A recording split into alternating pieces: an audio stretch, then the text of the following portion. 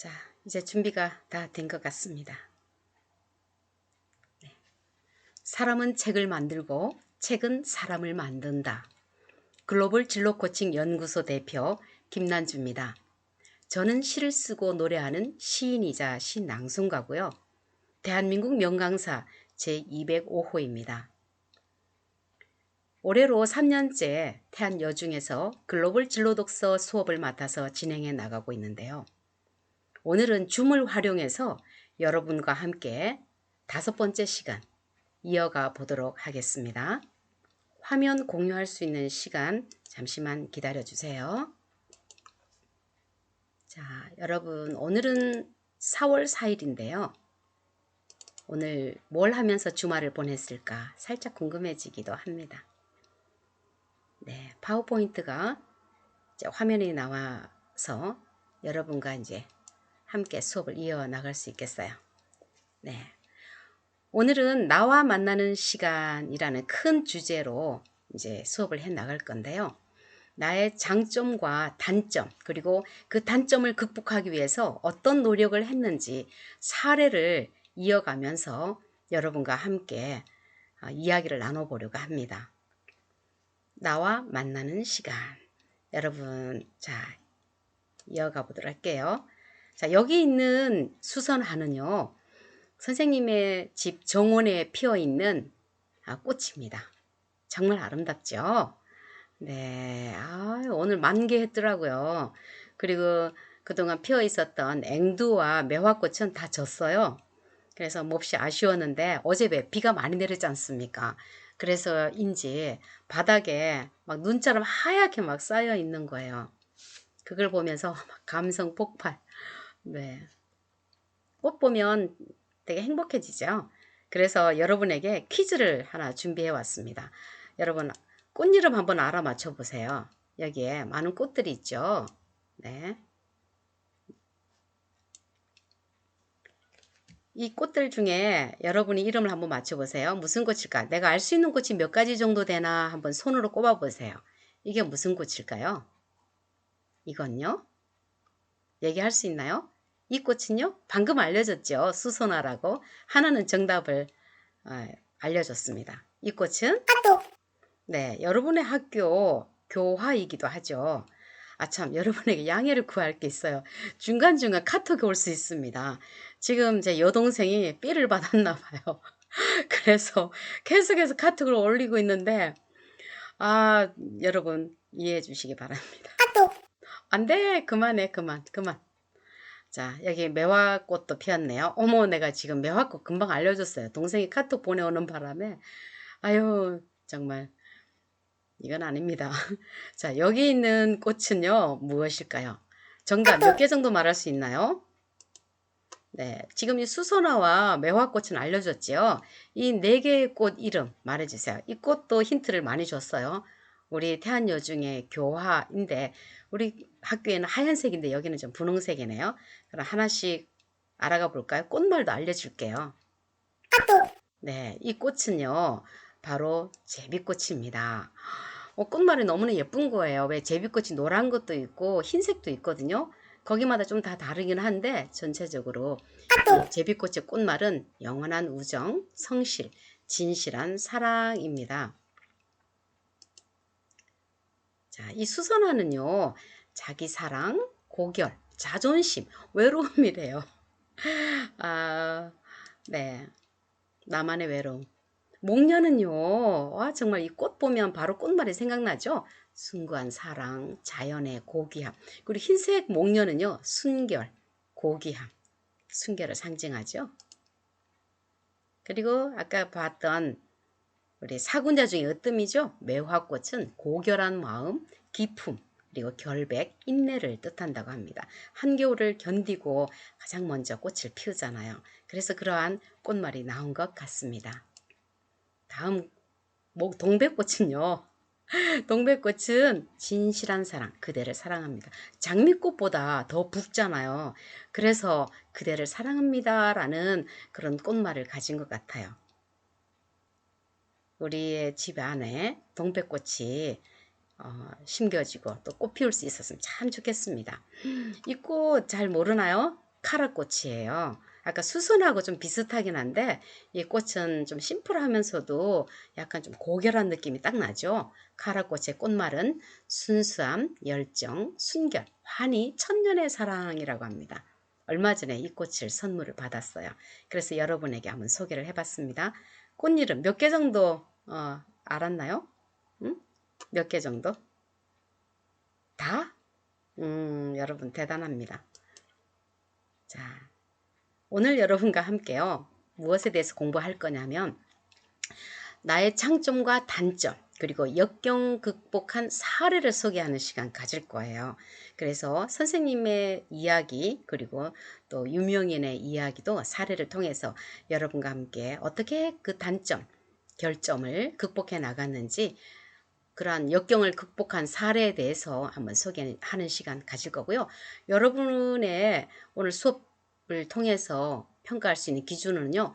자신의 장단점을 글로 쓰고 그리고 역경을 극복한 사례를 쓰고 발표할 수 있는가입니다. 이번에는 온라인 수업이기 때문에 발표하기는 어렵고요. 글쓰기 하는 것만 과제로 내주려고 합니다. 그리고 발표는 다음 주 여러분 선생님과 만났을 때 그때 앞에 나가서 발표하도록 해요.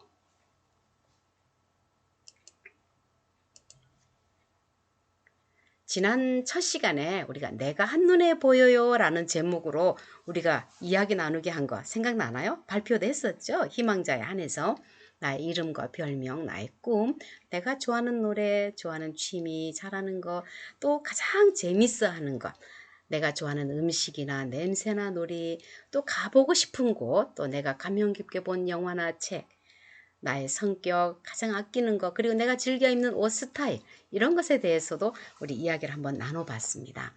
그걸 통해서 내가 나를 만나고 자기를 탐색하는 시간 가져봤죠. 그래서 여기 내가 좋아하는 취미, 잘하는 것 이건 바로 지난 시간에 우리가 공부했던 나의 흥미와 취미 그리고 특기에 대한 이야기 나눔이 되겠습니다. 이제는 내가 가장 나의 성격이라든지 나의 어떤 삶의 태도에 있어서 나의 가장 자랑스러워하는 진짜 멋진 부분, 멋있는 부분, 그리고 나의 좋은 점, 나의 특화된, 나의 내세울 수 있는 나만의 그러한 장점을 한번 소개하고 그리고 나의 단점에 대해서도 얘기해 볼 거예요. 그리고 우리가 함께 공부하고 있는 이 책 생각나죠? 자, 이 책이 나오나요? 미래를 폼나게 디자인하라. 이 내용 안에 실려있는 부분을 낭독하는 시간도 가져볼 거예요. 빨리 달려봐야 될 것 같아요.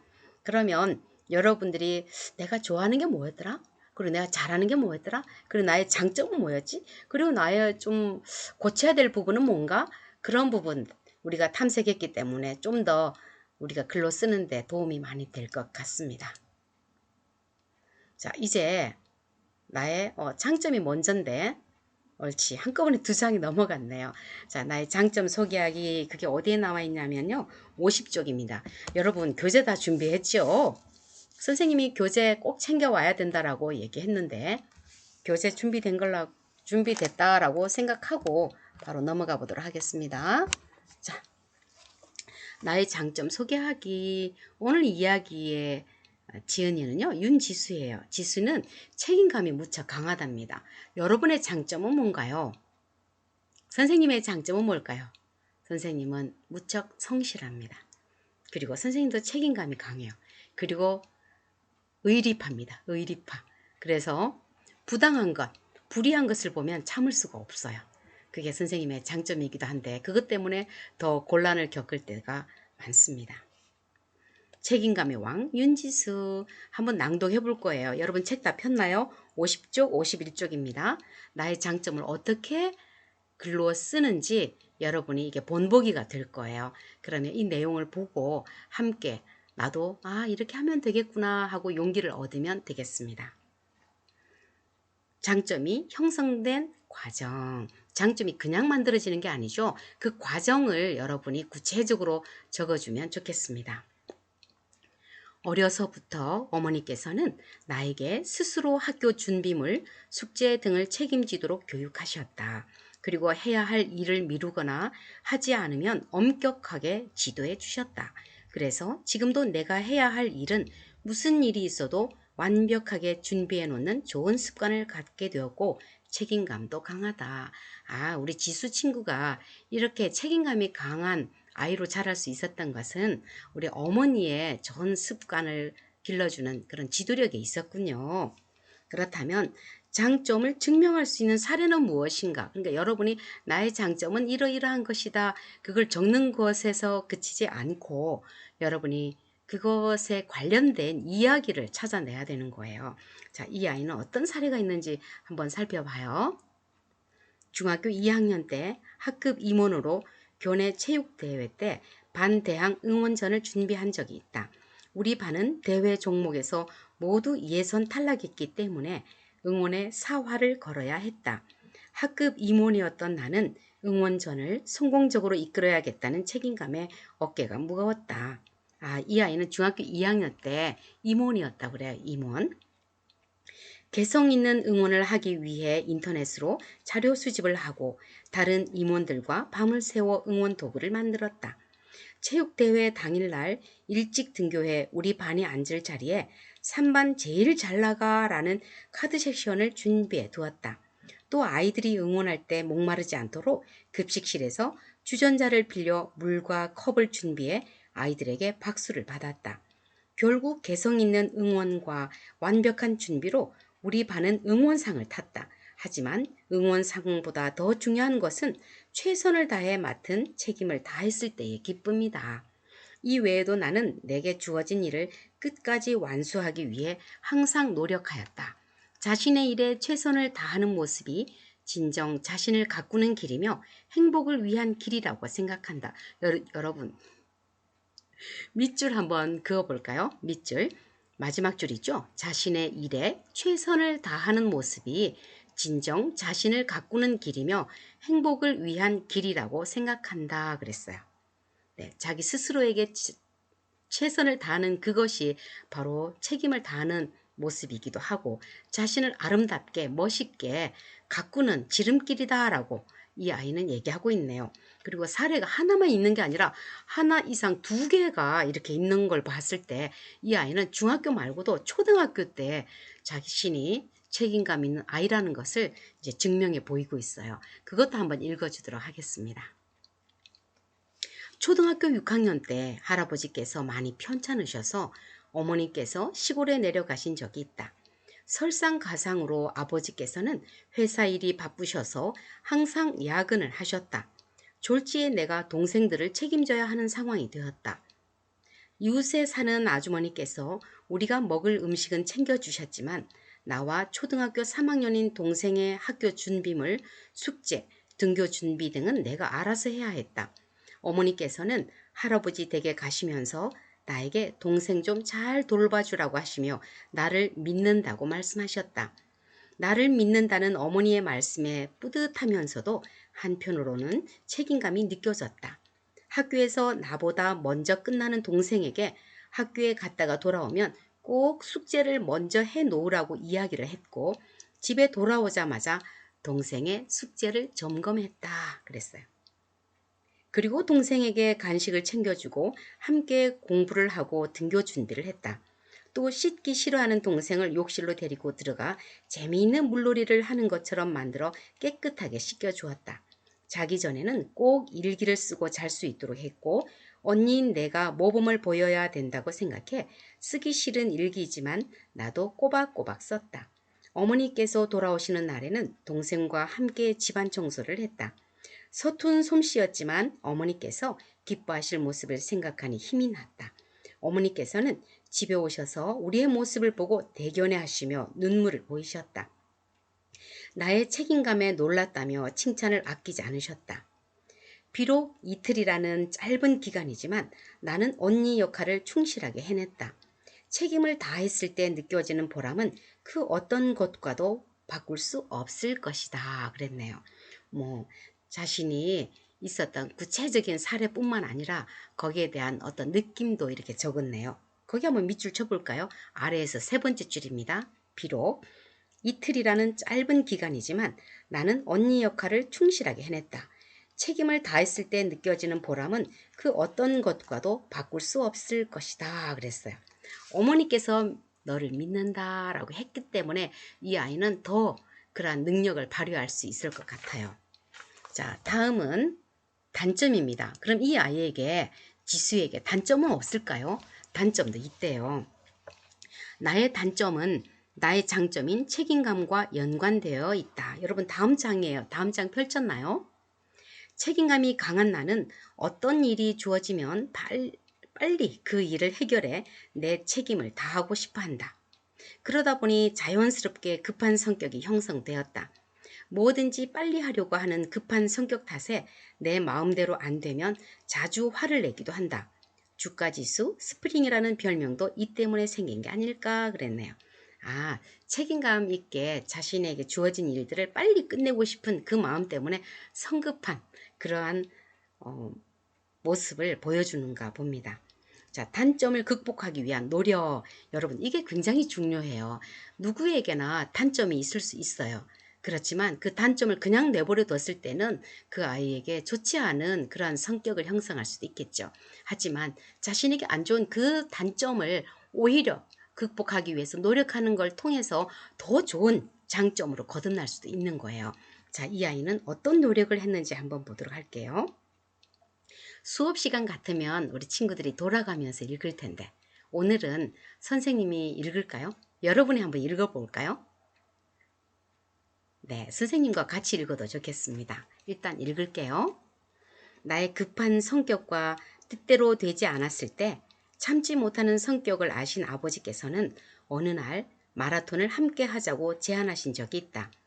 재미있을 것 같고 완주했을 때 기쁨도 느끼고 싶어 아버지의 제안에 따라 함께 마라톤을 했다. 역시 나는 나에게 주어진 길을 빨리 뛰어가고 싶어 출발과 동시에 빠르게 쭉 달려나갔다. 아버지께서는 그렇게 뛰다가는 얼마 가지 못해 지칠 것이라며 나를 말렸지만 빨리 완주를 해야겠다고 마음먹은 나는 아버지의 충고를 듣지 않고 계속해서 달렸다. 얼마 안 가 나는 지쳐서 자리에 주저앉았고 5분 뒤쯤 아버지께서 내가 쓰러져 있는 곳에 도착하셨다. 아버지께서는 나를 일으키면서 그만할까? 라고 말씀하셨고 나는 그럴 수 없다고 대답했다.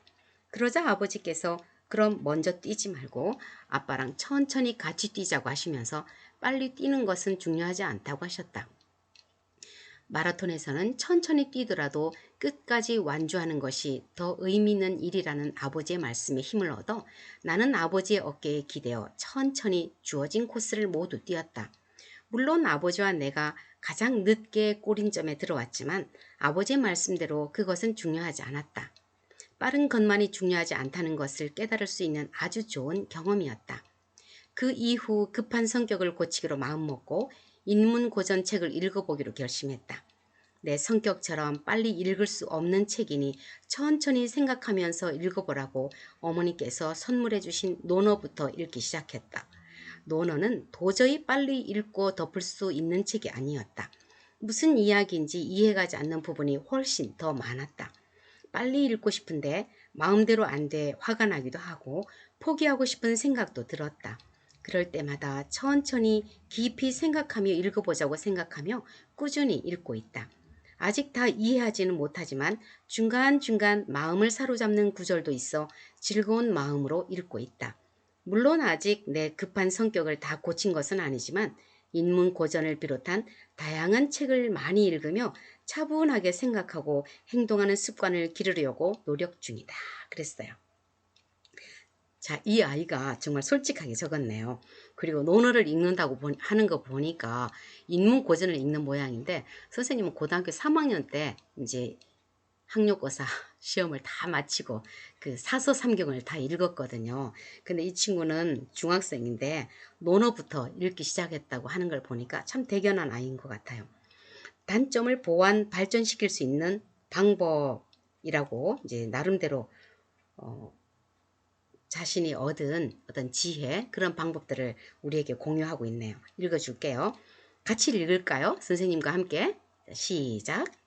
급한 성격이 단점이 될 수도 있지만 조금만 나를 다스리고 침착함을 기른다면 추진력 있는 사람이 될 수도 있다.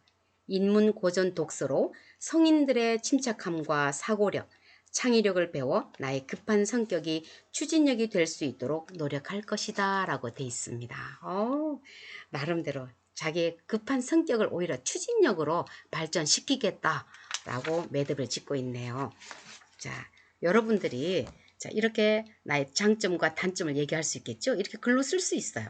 그리고 내가 쓴 글을 바탕으로 해서 다음 시간에는 여러분이 앞에 나와서 발표를 할 거예요. 선생님이 발표 점수 많이 줄게요. 알았죠? 자, 여러분에게 과제가 있는데요. 미리 알려주도록 하겠습니다. 58쪽, 59쪽을 펼쳐보면은 넘겼나요? 거기에 보면 장점이 형성된 과정, 그리고 장점을 증명할 수 있는 사례가 반드시 들어가야 돼요. 사례 한 가지는 무조건 들어가야 되고요. 두 가지, 세 가지 적어도 되겠습니다. 그리고 단점이 형성된 과정을 적어야 하는데요. 그 또한 그것을 극복하기 위한 어떤 노력을 했는지 구체적인 방법 제시할 수 있어야 되겠습니다. 그래서 자기 나름대로 단점을 보완하거나 또는 오히려 단점을 장점으로 발전시킬 수 있는 어떤 특화된 방법도 여러분이 제시하면 더 좋겠죠. 자, 여기까지 다 이해됐나요? 자, 이제는 선생님이 자신의 단점을 장점으로 발전시킨 두 사람을 소개할 거예요. 한 사람은 축구 선수고요. 한 사람은 바로 선생님입니다. 자, 이제 들을 준비됐죠? 이제는 마음 편안하게 여러분 책 덮어도 돼요. 책 덮고 선생님과 함께 이제 이야기 속으로 슝슝슝슝 한번 들어가 보도록 하죠. 자, 누군가 했더니 2002년 월드컵 때 맞나요? 2002년? 그땐가? 가물가물하네. 그때는 안정환 축구 선수가 정말 골을 많이 넣었었는데 박지성의 발에 대해서 한번 소개하려고 합니다. 이 글은 네이버 블로그에서 즐거운 세상 이야기라는 그런 이름을 가진 내용에서 사진과 글을 좀 가지고 왔습니다. 대한민국 축구 영웅 박지성 선수가 평발인 거 여러분 많이 봤을 거예요. 여러분 교재에서도 소개되어 있었으니까요. 박지성 선수는 평발인데도 불구하고 신체적인 조건을 뛰어넘는 열정과 노력을 가지고 축구 영웅으로 정상위까지 오르게 되었는데요. 정말 대단한 사람이고 본받아야 될 그런 선수입니다. 평발은 말 그대로 발이 평평한 거예요. 평평한 거. 보통 발들은 이렇게 안이 이렇게 들어가 있잖아요. 근데 평발은 그냥 밋밋한 겁니다. 그래서 오래 뛰거나 또 많이 걷거나 그러면은 쉽게 피로해지고 운동을 할 때 통증까지 느낄 수 있다라고 해요. 그래서 운동 선수들에게는 이것이 치명적인 그런 결함이 될 수도 있는데 그래서 축구를 좋아하고 축구를 하고 싶어하는 우리 박지성, 소년 박지성에게 축구 감독이 그랬다고 그래요. 너는 안 돼. 응? 그 평발로 오래 뛸 수가 없어. 그리고 네가 축구선수, 세계적인 축구선수가 되겠다고 하는데 그거 무리야. 넌 일찌감치 포기하는 게 나아. 라고 합니다. 그런데 박지성은 자신의 노력을 다른 사람보다 2배, 3배로 이렇게 가져오면서 더 많이 자신의 단점을 보완하기 위해서 노력하는데요. 밤에도 비가 오는 날에도 축구 연습을 했다는 그런 일화가 전해지고 있죠. 자, 여러분 이 발이 바로 박지성 선수의 발입니다. 이 발을 이렇게 속구보드에다 찍었어요. 그랬더니 보니까 밑에 움푹 패인 부분이 없고 거의 밋밋하잖아요. 자, 여러분 아까는 제 여동생이 계속해서 카톡이 올라오더니 제가 부탁을 했더니 여동생 안 올라오는데 남동생이 또 카톡에 댓글을 달고 있나 봅니다. 여러분 이해해 주세요. 자, 우리 박지성 선수가 얼마나 공을 많이 찼겠어요. 이 발끝이 막 이렇게 뭉툭해진 거 보이죠? 자, 사람은 태어날 때부터 평발이라고 했다고 그래요. 우리 박지성 선수의 그 발은. 우리 그 모든 사람들이 다 그렇답니다. 태어날 때부터 평발인데 이제 6세가 지나면 이제 자연스럽게 그게 평발이 사라지고 이제 움푹 이렇게 들어가서 오랫동안 걷거나 운동을 해도 필요하지 않게 그런 발 모양이 이루어진다고 합니다. 그런데 박지성 선수는 그게 안 됐다라는 거죠. 자, 불리한 신체 조건임에도 불구하고 더 열심히 남들보다 더 많이 뛰고 더 노력해서 정말 위대한 그런 인물이 되었지 않습니까? 그가 평발이었기 때문에 포기했다면 오늘의 박지성 선수는 없었겠죠. 대한민국의 국위를 선양할 수도 없었을 거예요. 그렇지만 누구보다도 더 노력하고 더 열심히 매진했기 때문에 이렇게 좋은 결과를 얻을 수 있었지 않나 싶습니다.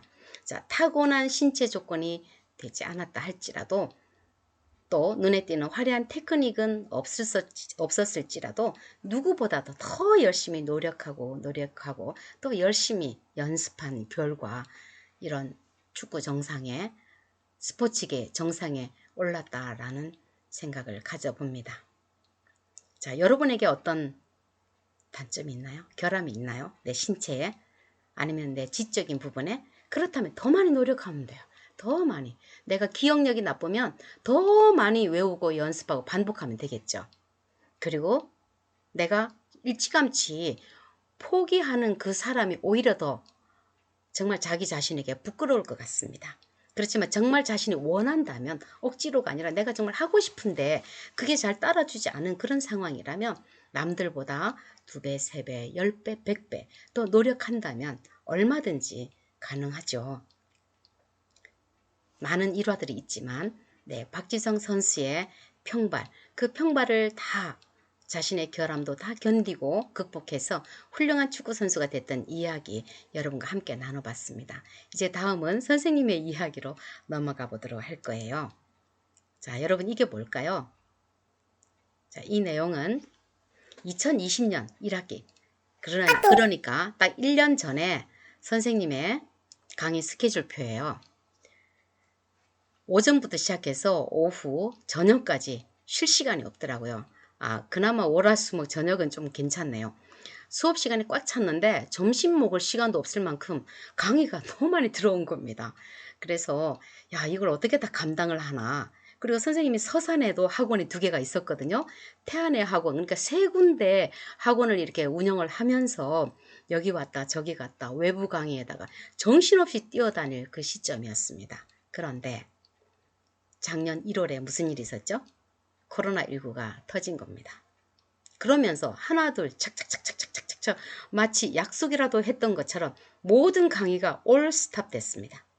100% 올 스탑 된 거예요. 아찔하더라고요. 그때 선생님이 학원을 하지 않았더라면 어떻게 됐을까? 선생님이 많이 경제적으로도 힘들었을 것 같아요. 근데 다행히 태안과 서산을 오가면서 이렇게 학원을 운영하는데 학원조차도 교육청에서 이제 영업 제한에 걸려가지고 42일 동안 제가 학원 운영을 이제 멈춰야 했고요. 아주 소수 5인 이내의 학생들만 모아서 수업을 이제 해야 했었는데 서산은 아예 정말 40일이 넘게 그냥 스탑한 상태였습니다. 그러다가 결국 8월에 한 학원은 4월에 또 한 학원은 8월에 폐업을 했습니다. 그래서 태안에 있는 학원만 살려두고 서산에 있었던 그 2개의 학원은 다 접은 거예요. 그때 선생님 충격이 무척 컸었죠. 물론 그때 무리해가면서 그 3개의 학원을 다 운영을 했더라면 선생님은 아마 더 어려움을 겪었을지 몰라요. 그때 손절매를 내가 딱 하기를 잘했다라는 생각도 사실은 듭니다. 지금 와서 생각해보면 그때 일을 떠올려보면 진짜 시간이 갑자기 많아지니까 멘붕이 오더라고요.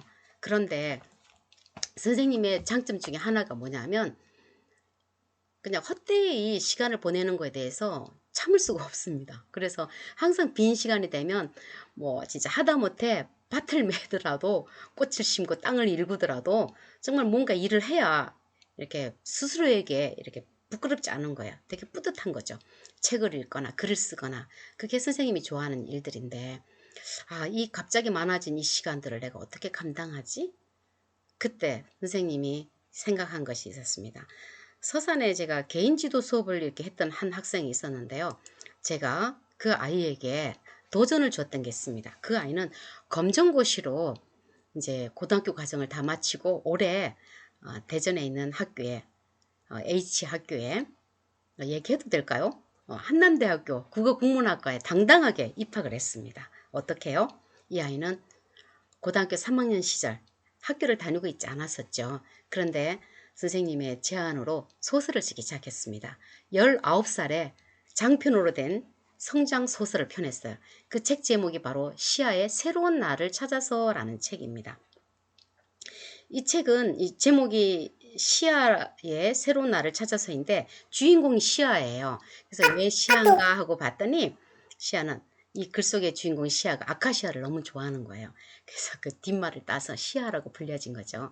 새로운 나를 찾아서 곧 이 아이는 바로 주인공 우리 지수양의 자신의 모습이기도 합니다. 그래서 새로운 자신을 발견해 나가는 그런 작업들을 하는데 이 아이를 제가 이제 논술 지도를 하면서 책 쓰기를 권유했고 200페이지의 소설책이 8월 15일 광복절에 출간이 되어졌습니다. 선생님이 운영하는 출판사에서 이 책이 나오게 된 거예요. 그리고 전자책으로도 소개가 지금 되어졌죠. 선생님이 빈 시간이 없었다면 이 책을 편집하고 디자인할 수가 없었을 거예요. 그리고 또 하나는 선생님이 충청남도 문화재단에서 지원하는 문예창작 지원금이 있었어요.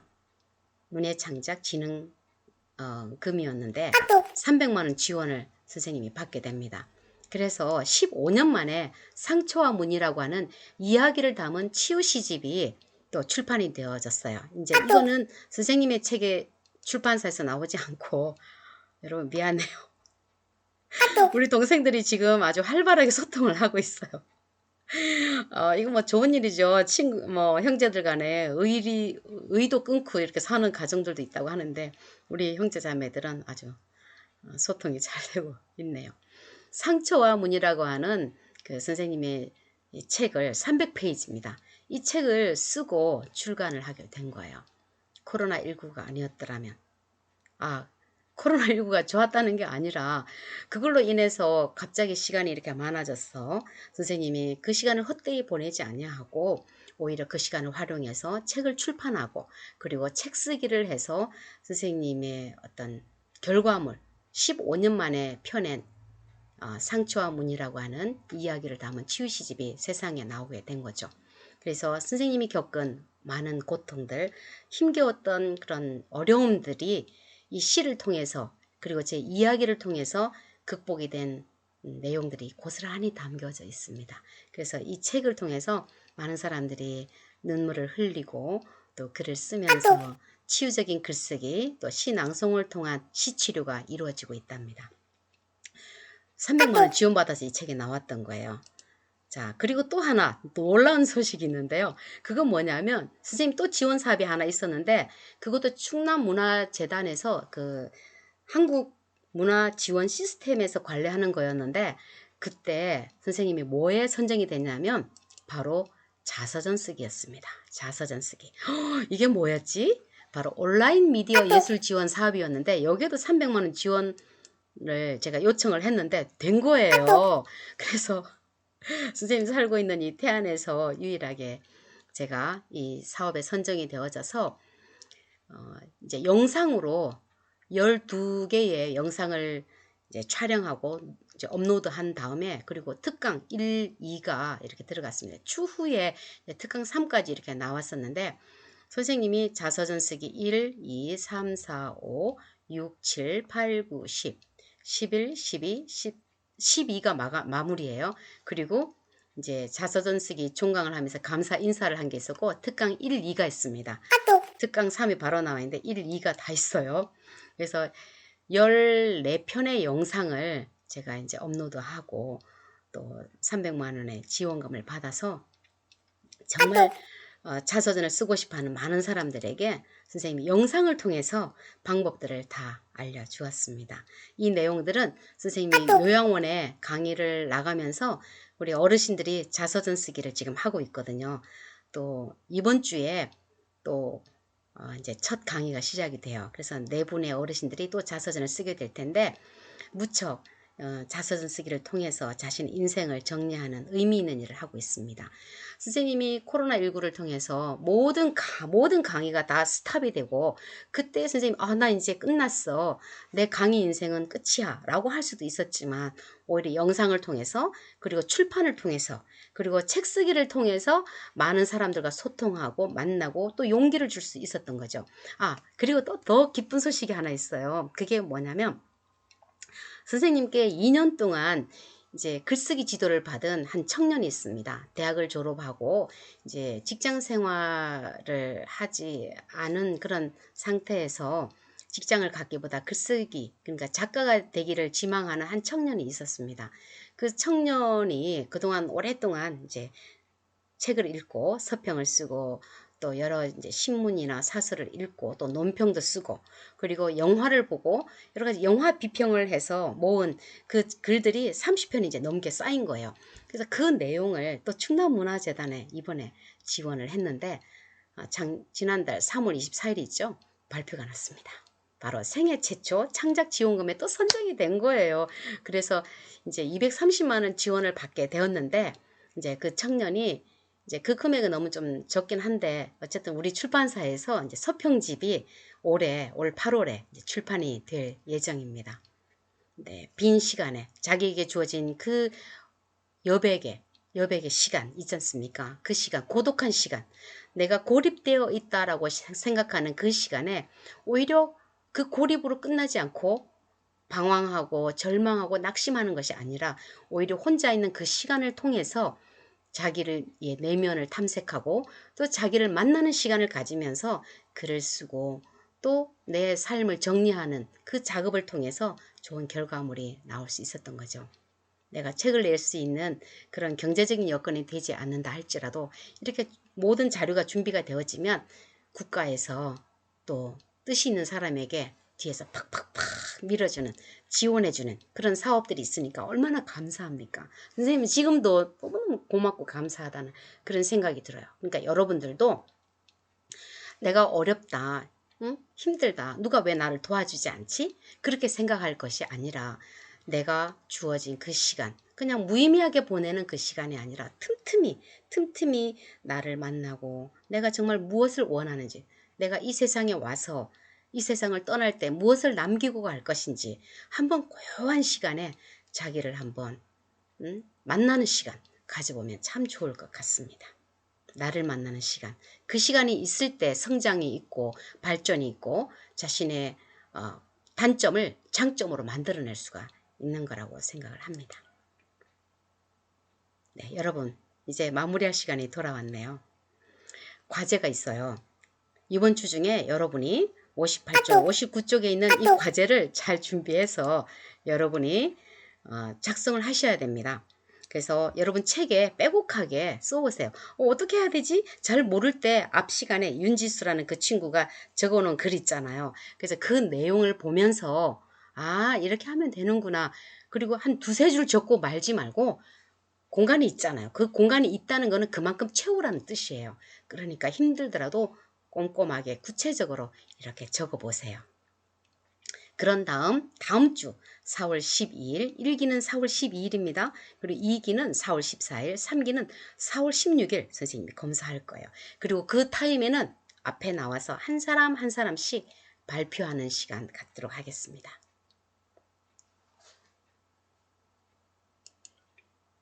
여러분, 이게 뭘까요? 이 등은요, 선생님이 아주 초등학교 다닐 때, 그때는 등이 전기가 있었나? 전기가 안 들어오는 마을도 있었습니다. 진짜 검정고무신 시대에 이런 등을 켜고 책을 읽었어요. 밤새도록 선생님이 전기불을 켜놓고 책을 읽다가 불을 켜놓은 채로 잠이 들어도 전기세가 걱정되지 않는 그런 미래를 꿈꿨던 적이 있습니다. 그게 선생님 소원이었어요. 불을 켜놓고 잠을 자도 아버지한테 혼나지 않고 전기세 걱정 없는 그런 세상을 꿈꿨거든요. 선생님은 그 꿈 이뤘습니다. 불 켜놓고 책 보다가 불 켜놓고 잔다고 아버지한테 엄청 많이 혼났었거든요. 그때는 그만큼 전기가 귀했습니다. 그리고 이런 형광등 본 적 있나요? 이 형광등. 이건 요새는 박물관 가야 볼 수 있을지 모르겠어요. 이런 등도 정말 아까운 등 같아요. 이 재산이죠. 이런 등 아래 희미한 형광등 불빛 아래서 공부했던 그런 검정 고무신 시대의 어른들이 있습니다. 여러분 요즘 LED 등이며 또 LED 스탠드며 얼마나 조명 좋습니까? 여러분 그 멋진 풍족한 그런 환경 속에서 시간이 돈입니다. 시간이 누구에게나 공평하게 주어지는 재산이에요. 그 재산을 헛되이 보내지 말고 소중하게 잘 가꿔서 여러분의 꿈을 이루는데 한 걸음 한 걸음 나아갈 수 있는 하나의 밑거름이 될 수 있기를 바랍니다. 마지막 이 영상 하면서 이제 마무리하도록 할게요. 조선시대의 학자죠. 태계 이황 선생님은 이렇게 말했습니다. 우리 같이 한번 읽어봐요. 책 읽기를 제대로 하기 위해서는 먼저 자신의 마음을 고요한 물이나 맑은 거울처럼 깨끗하게 가다듬고 마음을 비우고 기운을 고르게 한 다음 책이 자신에게 보여주는 세계를 완전히 받아들일 준비를 갖추어야 한다. 한순간이라도 마음을 놓아서는 이 대결을 끝까지 해낼 수 없다라고 했어요. 이게 무슨 말이냐면 여러분이 책을 읽을 때 잡념이 있잖아요. 잡념이 있으면 책을 읽을 수가 없어요. 책을 읽는다는 것은 그 책의 저자와 책 속의 이야기를 만난다는 거거든요. 그래서 먼저 내 마음을 고요한 물이나 맑은 거울처럼 명경지수, 왜 계곡에 가면 맑은 물이 고요하게 담겨있는 물 있지 않습니까? 그 물에는 나무도 거울처럼 비치고 날아가는 새도 비치고 구름도 비치고 햇빛 달빛도 다 비치겠죠. 마음이 고요할 때 그걸 담을 수가 있는 거예요. 그것처럼 내 마음을 깨끗하게 맑게 고요하게 가다듬고 그리고 마음을 비우고 또 내 안에 차오르는 그런 기운들 있죠. 좋지 않은 기운을 고르게 한 다음에 이제 책이 보여주는 세계를 만나는 거예요. 책을 읽을 때는 이렇게 읽어야 된다라고 태계 이황 선생님은 말했습니다. 글로벌 인재가 되기 위해서 책 읽기를 좋아하는 여러분들을 만나서 선생님은 너무나 행복하고 감사하고 또 기쁘게 생각해요. 여러분 인생에 있어서 김난주 시인, 김난주 신앙송가, 김난주 대한민국 명강사를 만났다는 것은 큰 행운이라고 생각합니다. 선생님은 그런 자부심을 갖고 여러분을 만나고 있어요. 그러니까 여러분 선생님 만나는 시간 정말 기쁜 마음으로 또 반가운 마음으로 열심히 공부해요.